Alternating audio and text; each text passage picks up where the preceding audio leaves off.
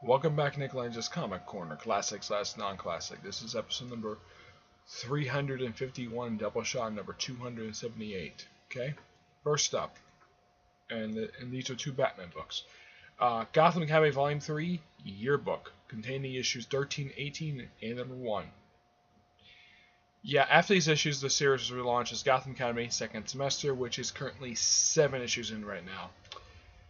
And I don't know how long this series is going to last, but the storyline is still called Second Semester Part 7. It's a bit head-scratching, but yeah.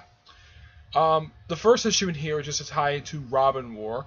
It's a decent tie-in for what it is, because Gotham Academy, this was actually the first and only time Gotham Academy has ever tied into an actual event, a storyline involving the Bat books.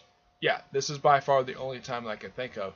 Heck, it didn't even have a one-shot for, I don't think it had a one-shot for Endgame. I don't believe it did. Not that I can think of, no. This was probably like the only one of the few that did not get one. Then, of course, comes the yearbook storyline, which is a storyline that features many different writers and artists aside from the regular creative team, which is Brandon Fletcher. Brandon Fletcher, who, also threw in the story featuring the Black Canary, because he was writing the series, because Brandon Fletcher was actually writing the series at that point too. And of course, it's also the same person who writes Batgirl. So 3 titles, though I think currently it's down to 1. Yeah, and the other writers are, let's see if I can find them here. Let's see. The other people who worked on this, who worked on the other stories, is David Pedersen, Michael Delinas, Hope Larson, who is doing Batgirl now, Katie Cook, Derek Frolofs, Dustin Nguyen, Faith Aaron Hicks, James Tan IV, Ann Wu, Rafael Albuquerque, and Steve Orlando. Steve Orlando currently does Justice League America and Supergirl. Some of the stories are actually pretty good.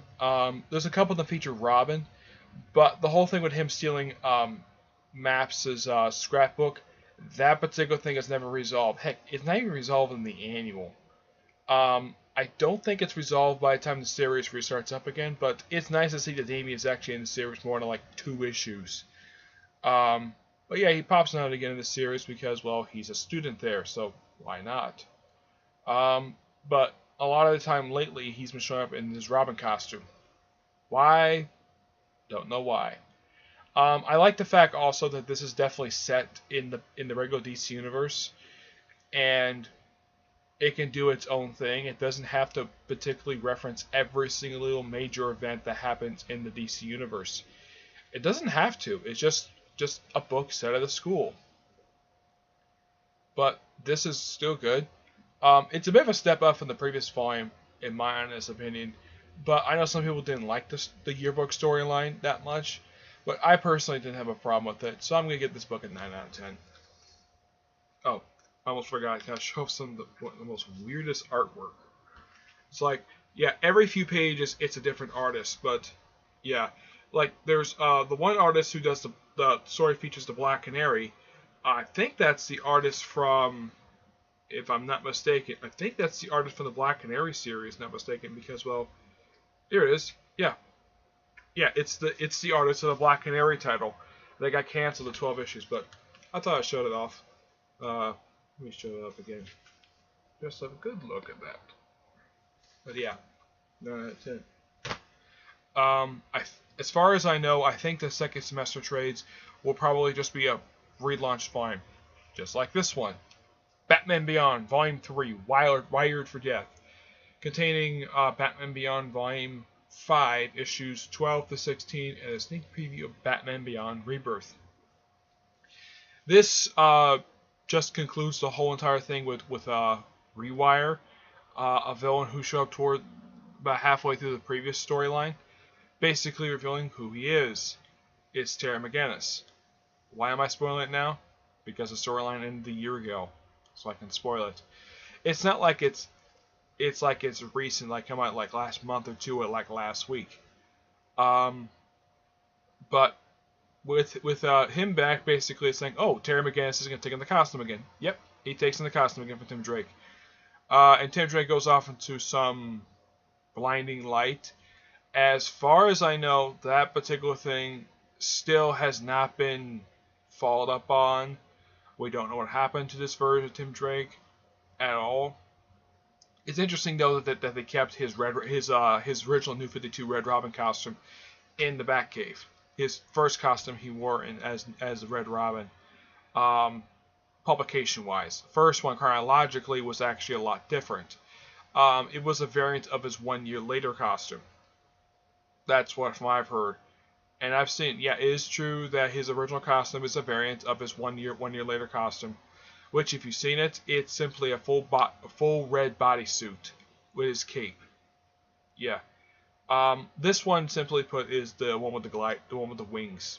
Yep. But yeah, and Spellbinder is the main villain of this, not Wire himself.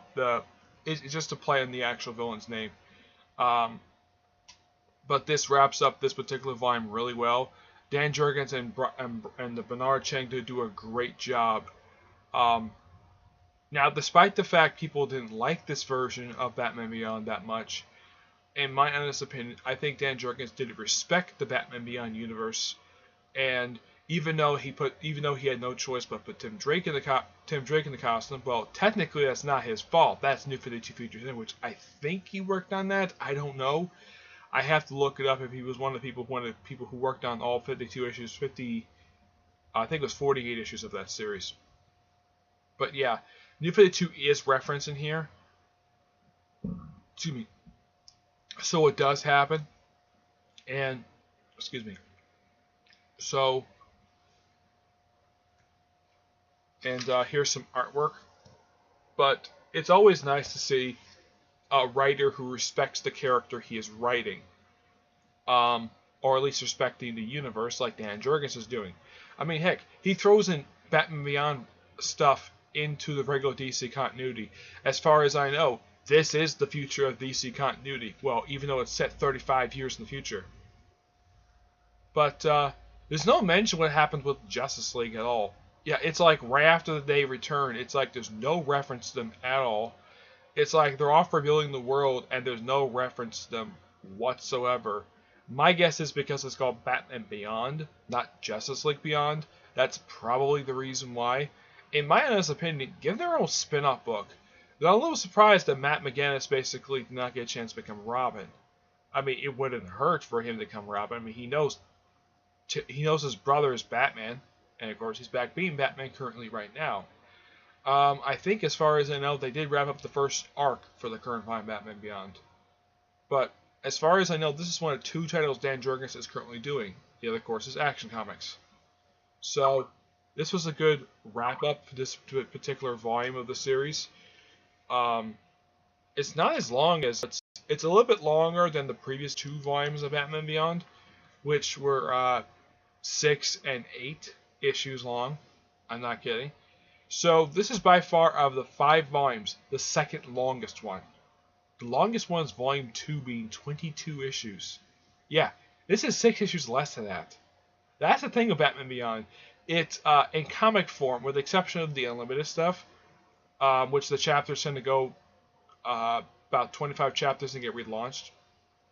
But whenever you have a regular printed book of Batman Beyond, it doesn't usually last too long. That's, simply put of it, that's one of the biggest problems with Batman Beyond. It has trouble trying to be an ongoing series. I mean, DC has tried. I mean, the first couple of times, the first time was a mini-series. Okay. And they tried an ongoing series, which got canceled at 22 issues, and they did jack squat with it until Kyle Higgins took it up and just basically did our 6 issue limited series. And then we did another ongoing series, which that was canceled not due to low sales, but because of the New 52 relaunch. So they pretty much put him in digital stuff, and they pretty much kind of wrapped up whatever they could with that version of Terry McGinnis. This is a different version of him, the one who actually shows up in here. But yeah.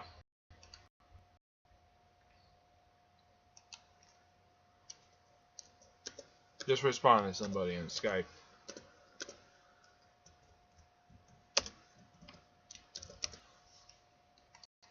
So, because the fact this wraps up really well, and I'm looking forward to whenever get my hands on the relaunched graphic novel series Batman Beyond. I'm a little surprised they did that because it's the same creative team. I don't know why they couldn't just keep the volume number going.